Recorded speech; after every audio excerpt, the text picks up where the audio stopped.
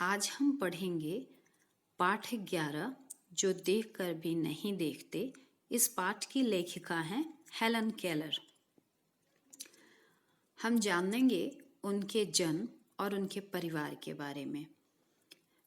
Helen Keller का जन्म 27 जून सन 1880 में अमेरिका के एक अल्बामा परिवार में हुआ था। इनके पिताजी का नाम आर्थर हेनले केलर था, जो एक समाचार पत्र के एडिटर थे और साथ में ही आर्मी के कप्तान के रूप में भी अपनी सेवाएं दे रहे थे। और उनकी माताजी कैथरीन, जो कि कैट के नाम से मशहूर थी, वे एक घरेलू कामकाजी गृहिणी थी जो हेलन से बेहद प्यार करती थी। हेलन की बोलने, देखने और सुनने की शक्ति छिन जाना। बच्चों, जब वह 19 महीने की थीं, तभी वो किसी भयंकर बीमारी की चपेट में आ गईं, जिसके चलते उनकी बोलने, देखने और सुनने की शक्ति नष्ट हो गई। जिसके बाद उनके परिवार पर दुखों का पहाड़ टूट पड़ा कि कैसे उनकी हंसती खेलती बच्ची इस अवस्था में आ गई। और उसकी हालत देखकर माता पिता अंदर से बहुत टूट गए। लेकिन उन्हें कहीं न कहीं इस बात का अंदाजा था कि उनकी बेटी शारीरिक अक्षमताओं से लड़ने की ताकत रखती है। अपने माता पिता के विश्वास पर हेलन केलर खरी उतरी। हेलन केलर की तस्वीर आपको दिखाई गई है और साथ में ही ब्रेल लिपि जिसमें वो लिखती पढ़ती थी, उसका चित्र आपको इस दृश्य में दिख रहा है। अब आते हैं पाठ पर, जो देखकर भी नहीं देखते। ये हेलन केलर द्वारा लिखित एक निबंध है। हेलन केलर दृष्टिविहीन महिला थी।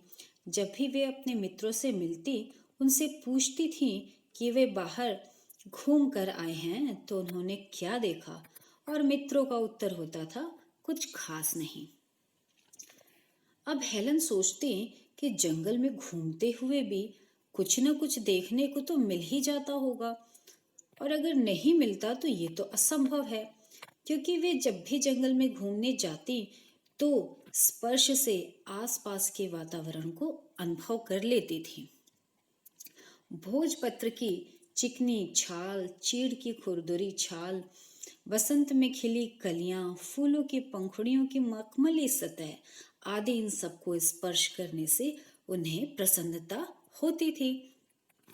लेखिका को जब चीजों को छूने मात्र से ही इतनी खुशी मिलती थी, तो वे सोचती कि काश मैं उन सब चीजों को देख पाती।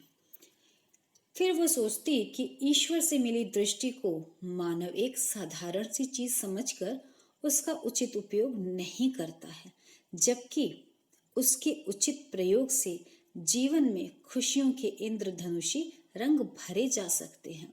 अर्थात जिनके पास दृष्टि है, वे उस दृष्टि के लिए भगवान का धन्यवाद कभी नहीं कहते, क्योंकि उनके लिए बहुत साधारण बात है। लेकिन इस बात का दर्द, इस बात का मर्म हेलन केलर भली भांति पहचानती थी।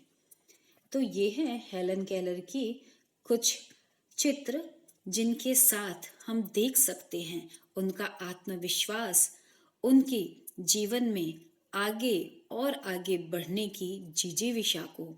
तो बच्चों, हेलन केलर के जीवन से और उनके द्वारा लिखे गए लेखों से और पुस्तकों से हमें यह सीख मिलती है कि परिस्थिति कितनी भी विकट हो, कितनी भी जटिल हो, हमें सदैव ही उसका सामना करना चाहिए। थक कर हार नहीं माननी चाहिए।